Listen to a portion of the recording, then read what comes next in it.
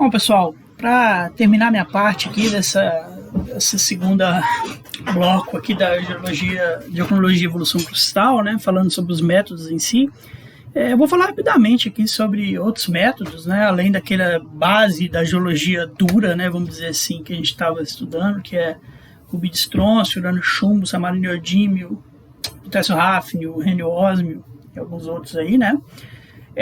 Alguns outros métodos que são utilizados aí para coisas mais superficiais, tá bom? Não é todo mundo que trabalha com isso aqui no nosso círculo de geologia de rocha dura, né?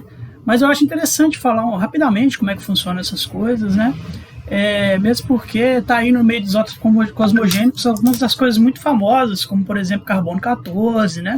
Vocês entenderem como é que funcionam essas coisas aí, tudo bem?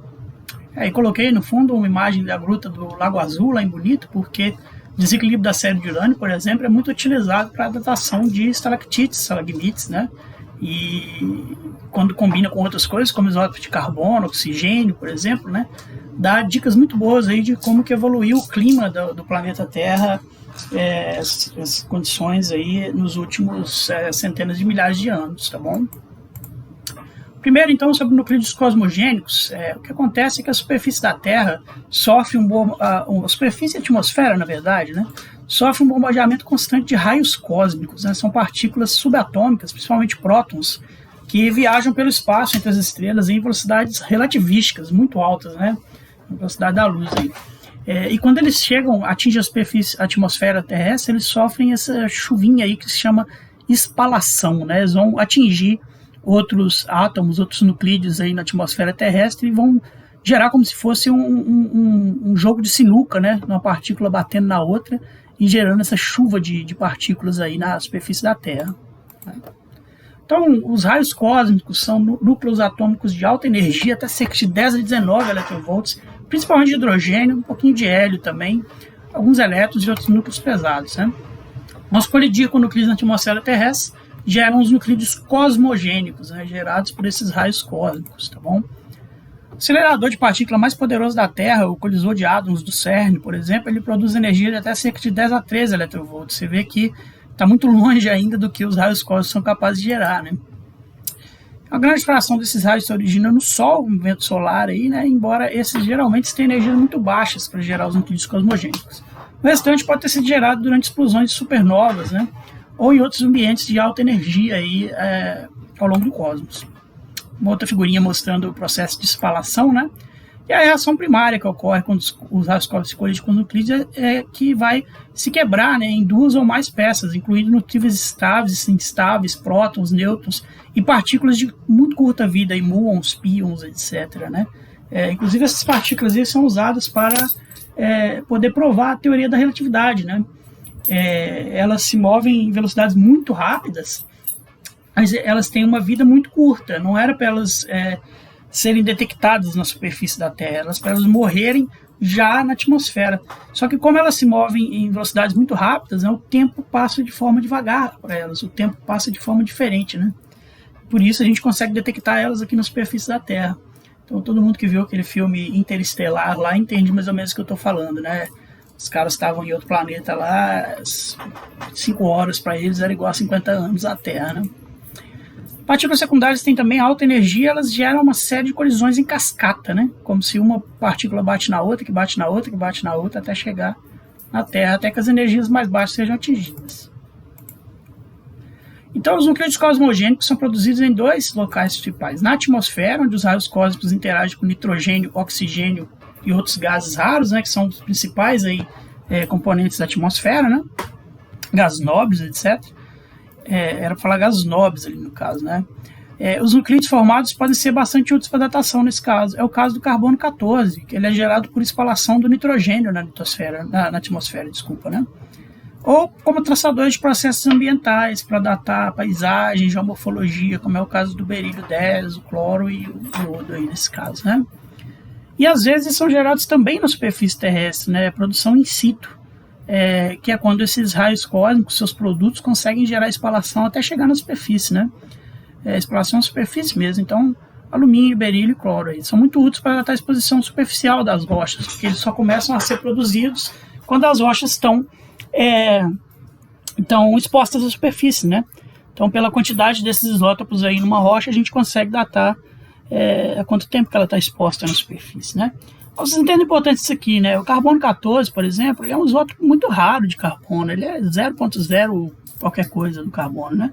Porque a meia-vida dele é muito curta. Nós vamos ver isso aí, ele some rapidamente. Só que ele está sendo gerado continuamente na atmosfera, né? Por causa da espalação. Então, como ele está sendo gerado continuamente, existe um nível estável dele aí, de troca, né? na biosfera, tá bom?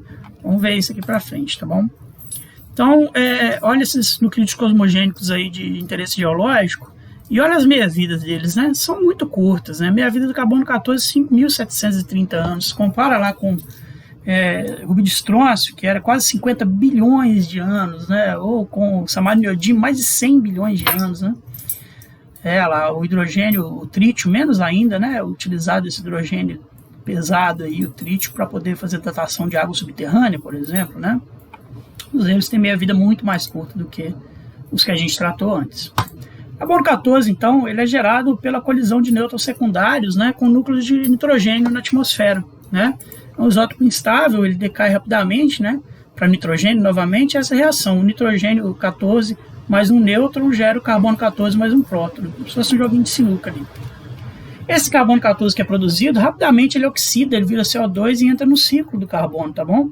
Ele pode ser absorvido pelas plantas através da fotossíntese e com isso ele entra na biomassa terrestre. Ele é muito estável, decai para o carbono 14, o nitrogênio 14 através do processo beta, meia-vida de apenas 5.730, né, como a gente viu, não é só 5.700 aqui. Dessa forma, a gente tem um nível de atividade de carbono 14 na atmosfera que é resultado desse equilíbrio entre a produção cosmogênica, o decaimento e a troca com a biomassa, né, principalmente através da respiração das plantas, fotossíntese. Os tecidos vivos, então, eles trocam continuamente carbono com a atmosfera. São formas de vida baseadas em carbono, né? Dessa forma, a quantidade de carbono 14 que a gente tem, ela se mantém em equilíbrio, ela está no estado steady state aí, né? Um estado de equilíbrio durante toda a nossa vida e de todos os animais, plantas, etc. Porém, quando algum organismo morre, ele para de trocar, né, o carbono com a atmosfera. E o que vai acontecer?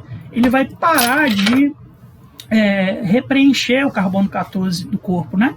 Vai parar de conseguir absorver carbono 14. Então, a partir desse momento, o carbono 14 que está dentro do corpo daquele animal, ou daquela planta, ou daquele, né, osso, etc., ele vai começar a se transformar em nitrogênio com a meia-vida de 5.700 anos e não vai ser repreenchido, né? Não vai ser renovado. Então, se a gente mede a atividade de carbono 14 hoje na amostra, né, através de decaimento mesmo, com o contador ali, né, sabendo qual é a atividade inicial, tem que saber, né, se era a mesma que a gente imagina que seja em equilíbrio, pode-se calcular o tempo que se passou desde que a troca cessou, desde que o organismo morreu, através dessa equação, atividade, né, atividade inicial, número de Euler, menos lambda, constante de decaimento, vezes o tempo que se passou. Então tem várias dessas figurinhas aí mostrando na internet, né, como é que funciona, o nitrogênio captura o nêutron, vira o carbono 14, né? Todos os isótopos de carbono são absorvidos pelos seres vivos. Uma hora a gente faz um curso de geologia de isótopos estáveis, né, para falar como é que essas razões carbono 12, carbono 13 são utilizados para estudar a biomassa, etc., né? E depois que o organismo morre, né, ele para de trocar nitrogênio, carbono, essas coisas com a atmosfera e passa a decair, né? E aí, quanto mais tempo se passar, menos carbono 14 ele vai ter, né? A meia-vida do carbono 14 é muito curta, né? Então ela permite datar apenas objetos relativamente novos, até cerca de quase 10 meia-vidas, né? 50 mil anos no máximo, né? Então, se a sua rocha tem sua madeira, né, de 50 anos de idade, ela ainda tem bastante carbono 14. Passou 5.700, ela só tem metade, né? Passou 17.100, ela só tem metade do que tinha aqui. Um oitavo, desculpa, que está aqui, né? 45 mil anos quase não tem carbono 14 mais. Você chegar ali com um contador de radioatividade, né? Você não vai conseguir detectar a atividade mais, né? Com isso, não dá para datar coisa de mais de 45 mil, 50 mil anos por aí. No começo, né, eram utilizados contadores, como eu estou falando para vocês, né? Mas depois, com o advento da espectrometria de massa, né, aí começaram a usar também espectrômetros, né, do tipo que a gente viu lá nos outros métodos. Os outros métodos também, né? O que acontece aqui, né, é que os nucleídos cosmogênicos eles são caracterizados por muito baixa abundância em relação aos outros isótopos, né? É muito difícil no espectrômetro convencional você separar o sinal de carbono 14 do sinal de carbono 12 e 13, que são muito mais largos, né, muito maiores. O sinal de carbono 14 fica mascarado, né, nos detectores. E esse problema é resolvido você colocando um acelerador de partículas junto com o seu espectrômetro de massa, né? Então, é o espectrômetro de massa com acelerador do tipo tandem. Tandem quer dizer que está em linha, tá bom? Então você vê que ele tem uma tubo de voo muito maior do que aqueles que a gente viu, né? Que era o máximo lá, porque a gente viu era do Shrimp, que era 1 metro de raio, né? Esse aqui é muito maior porque você tem que acelerar a partícula, né? Quando a partícula é acelerada numa energia extremamente alta, ela filtra aí, né? Tem um bocado de filtro aqui que permite filtrar os nucleídos homogênicos de mais baixa abundância do meio da matriz de íons, tá bom? Não vou entrar em detalhe como é que isso funciona, mas tem em alguns lugares do mundo aí o pessoal analisa o carbono 14. Vê como é que é um maquinário, uma técnica, uma análise, uma metodologia completamente diferente daquelas que a gente usou para rocha dura, né? Para urânio chumbo, samarium neodímio, etc. Desculpa, voltou aqui sem querer. Uma curiosidade aí pra gente levar, não é curiosidade na verdade, né? Isso atrapalha mesmo os caras. Testes de explosões nucleares que conseguiram aí, aconteceram na metade do século XX, desculpa por esse acento aqui, não era para estar aqui, né?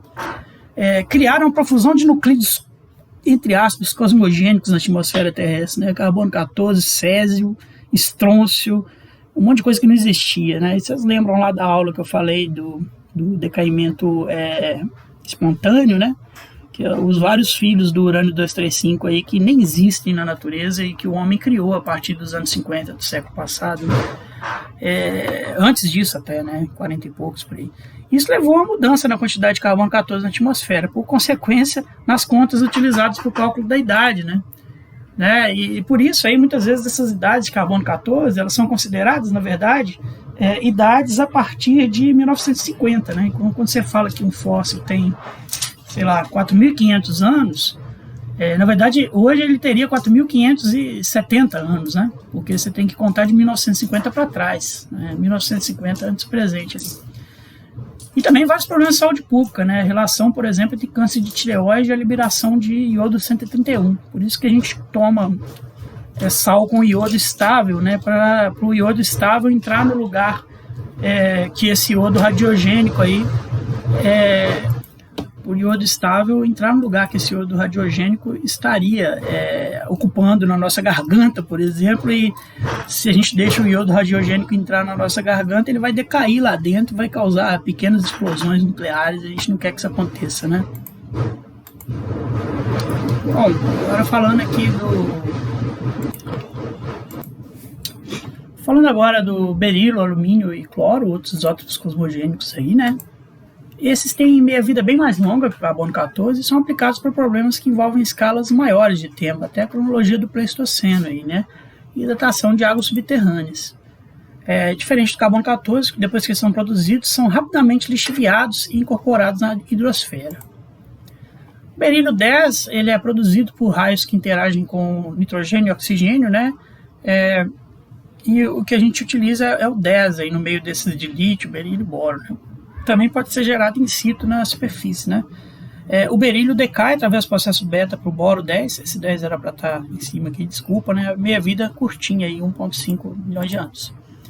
Alumínio e cloro, produzidos pela espalhação do argônio na atmosfera, também quando atinge a superfície da crosta. O alumínio decai para o magnésio, meia-vida um pouco maior, 716 mil anos.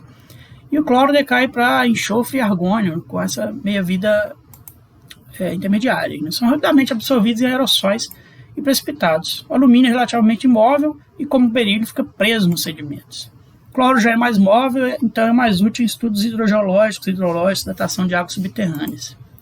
Aí você pode usar, por exemplo, né, essas coisas aí para datar a exposição de morenas glaciais, né, utilizando os isótopos glaciogênicos, quando foi que o gelo saiu de cima da morena. Então essas coisas aí são muito úteis para datação de paisagens e depósitos recentes, tá bom? entre os métodos que são usados para isso, né? Por exemplo, essas idades aí que o camarada Schaefer e tal utilizaram para falar quando foi que acabou o último período glacial nas latitudes intermediárias, né? Porque quando o gelo saiu de cima, você imediatamente começou a expor o sedimento que estava para baixo do gelo, né, aos raios cósmicos, né, à espalação. E aí você mede lá a quantidade de berílio, de alumínio, de cloro que tem e calcula a idade, né? Esse trabalho do cara, isso deve ser Science, eu acho, mostrou que nos vários locais, né, Nova Zelândia, Austrália, Patagônia, etc., né, Estados Unidos, mostrou que as idades de degelo são mais ou menos síncronas, né? 17 mil anos aqui, mais ou menos, é isso que está mostrando, né? E com isso ele fala que foi quase síncrono o término do último período glacial, tá bom? A detecção de berílio 10, uma outra aplicação muito legal, né? Começaram a utilizar isso para estudar vulcânicas e gases aí dos arcos magmáticos recentes, né? E esses camaradas Itera, Tchau 86, mostraram que os arcos magmáticos recentes são mais ricos em berílio 10 do que se esperava, e com isso, desculpa, deixa eu voltar aqui, né? Então o controle está lá tudo em torno de 1 aqui, né? 10,6 átomos por grama, e os arcos magmáticos têm muito mais do que essas coisas de controle, né? Vão para quase 15, 24 lá, né? Isso aí é utilizado para falar que tem reciclagem de sedimentos, né, recentes, que podem estar vindo do fundo oceânico, né, para dentro da zona de subducção. Então, aqueles sedimentos que vão lá para o fundo e fundem para contribuir o arco. Isso foi uma questão que por muito tempo foi perguntada, né, se os sedimentos que estão na placa subductante se envolviam na fusão do manto também e contaminavam e ajudavam a gerar rochas de arco ou não, né, sem grandes influências aí na petrogênese das rochas de arco. Falando agora do desequilíbrio da série de urânio, né, é uma cadeia de decaimento, são 3 na verdade, né, do urânio 238 para o chumbo 206, do urânio 235 para o 207 e do tório 232 para o chumbo 208, né. Alguns desses decaimentos intermediários têm meia-vida longa, como o urânio 238 para o tório 234, de 400 milhões de anos. Outros têm meia-vida extremamente curta, né? Polônio aqui para o chumbo, 3 minutos, tá bom? Essa série de decaimentos é conhecida então como cadeia de decaimento. Se o sistema permanece todo fechado, essa cadeia, depois de um tempo, ela vai entrar em equilíbrio, né? Isto é, a atividade de todos os nucleidos vai ser a mesma. Mas se você perturbar o sistema, se você retirar e enriquecer qualquer nuclídeo, pai, filho, de qualquer um desses passos intermediários para processos externos, você vai fazer o sistema ficar em desequilíbrio, né? Você vai estar tirando filhos intermediários dele ali. Com o tempo, o sistema de desequilíbrio vai acabar chegando no equilíbrio novamente. Então, por isso que para rochas muito velhas, a gente não considera esses isótopos intermediários, a gente considera o urânio e o chumbo, certo? E o tório, né, quando está usando ele. Mas para coisas mais novas, que ainda não atingiram o equilíbrio, pode ser que você tenha uns fatores interessantes. Por exemplo, propriedades geoquímicas do urânio e do tório fazem com que haja fracionamento desses dois elementos nos processos de superfície comuns, né? O urânio é altamente solúvel em ambientes oxidados, ele vira o íon uranila, né? O O2+. Já o tório é dissolvido e ele se torna insolúvel, de forma insolúvel, né? Então a água subterrânea que está passando ali nas rochas, ela fica muito rica em urânio e muito empobrecida em tório. Quando você precipita minerais como calcita através da água subterrânea, por exemplo, nos espeleotemas, né? Elas estão enriquecidas em urânio, mas com quase nenhum tório, desde que não haja contaminação clástica aí, né? Certo? Então, a gente vai usar essa diferença do urânio para o tório nesses espeleotemas para calcular a idade, né, da deposição dessas coisas. Então tá aí, datação de espeleotemas, né? Então, quanto maior o espeleotema aqui, você pode ter um tempo maior que se passou, né? E datação de corais, tem recifes, né, plataformas carbonáticas que estão, recifes e plataformas, principalmente recifes, que estão expostos hoje em dia. E com isso as pessoas podem ir lá e tentar datar isso e saber quando foi que o nível do mar variou, subiu, desceu, né? Somente a reconstrução paleoclimática nas últimas centenas de mil anos. Aí. E aí você tem um diagramazinho, né, com as razões urânio aqui, tório, urânio, e a diferença disso para o que você esperava, né, que é o equilíbrio aqui, que deveria ser 1, vai te dar, né, você vai plotar, vai medir essas razões das suas amostras e vai plotar elas aqui no gráfico e vai te falar mais ou menos quanto tempo se passou né, desde que aquela amostra se depositou ali e não entrou em equilíbrio ainda. A diferença do que você esperaria se ela tivesse em equilíbrio, né? Essas diferenças aí são muito pequenas, então elas são medidas utilizando o contador Daly e não o Faraday, tá bom? O equilíbrio tá aí, né? A diferença disso vai ser te mostrar se passou mais ou menos tempo. Então, datações de corais podem servir para ajudar na variação do nível do mar, né? Então, olha lá, aqui é um gráfico utilizando o nível do mar com datações de corais que estão expostos hoje no mundo inteiro, né? Para você saber quando foi que o mar subiu, o mar desceu e deixou exposto ou não aquilo que você está vendo. E a construção policlimática, que eu acho bem legal, né? Então, os caras pegam aqui um espelhotema e vão furando cada pedacinho dele, né? E vão fazendo a idade para cada pedacinho dele. Então, esse pedacinho de espelhotema, por exemplo, ele depositou desde 6 mil anos atrás até 4.000, 2.000, 2.100, né? Esse pedacinho que eles estudaram. E aí, cada um desses pedaços, você vai lá com a microfuradeira também e faz, por exemplo, isótopo de oxigênio, tá? Como eu disse, ia ser muito legal se um dia a gente puder fazer um curso de isótopos estáveis, né? Porque o oxigênio, por exemplo, a diferença de oxigênio 18 para 16, ela é sensível à temperatura, né? O oxigênio tem esses dois isótopos, 16 e 18, tem mais, né? Tem 17 também, mas os mais abundantes são 16 e 18. E quando ocorre uma reação do tipo evaporação, o 16 é mais envolvido na reação do que o 18, porque as ligações que ele faz são mais fracas, né? Então, quanto mais quente é a sua temperatura, mais o 16 vai evaporar e mais o 18 vai ficar para trás nas suas rochas, né?